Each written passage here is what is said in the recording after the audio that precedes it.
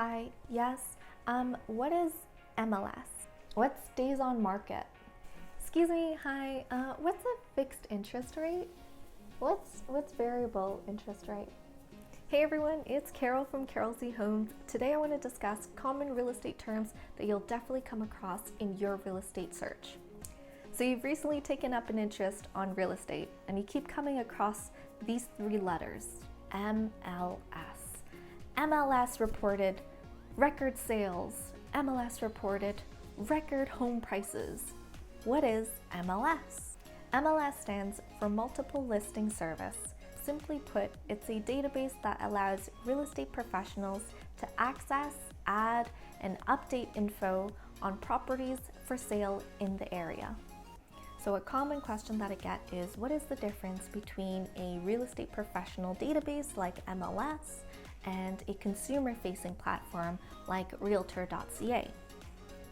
In my experience, when I upload properties on a multiple listing service, I will get notified by Realtor.ca about 12 hours to a day later that my property have now been posted on Realtor.ca as well.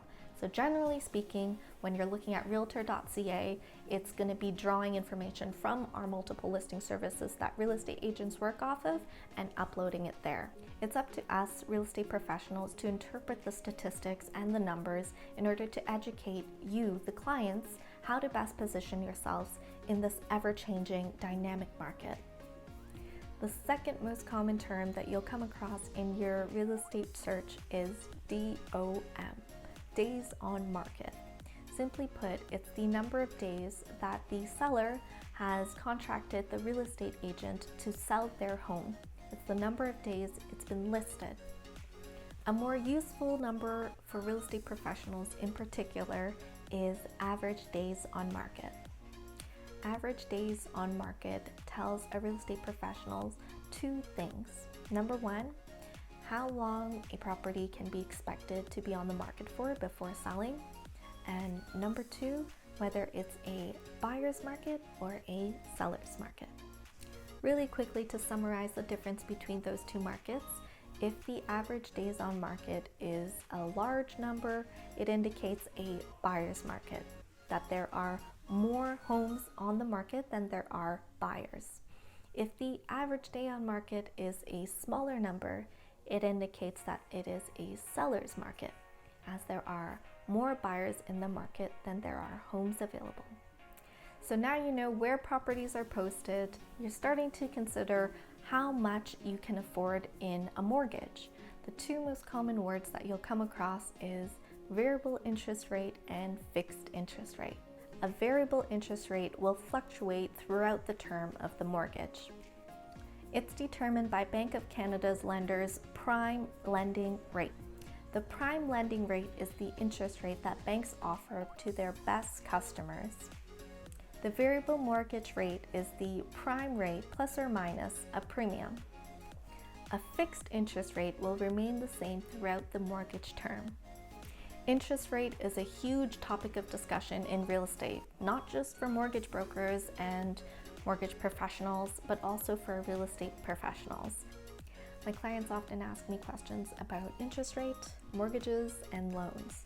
And although real estate professionals aren't the ones to approve you for your loan, we are typically the first person you think of when you first think of buying.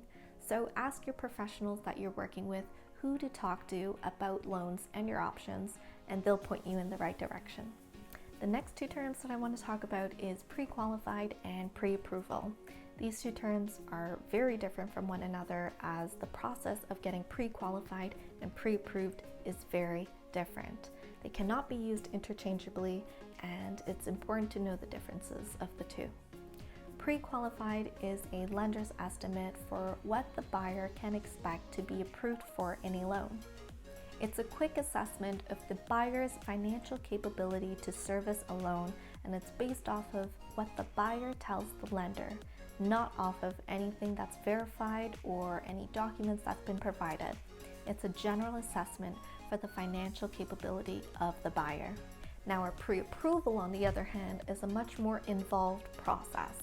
Generally speaking, a lender can then give the buyer a letter of commitment stating the amount that the buyer has been approved for in the loan and the total purchase price of the home that they've been approved for.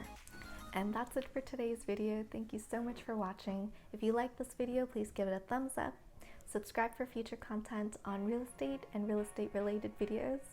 And let me know if you have any questions. I'm in the Toronto GTA area and I'd be happy to answer your questions on real estate. My information is in the description box below. Thanks.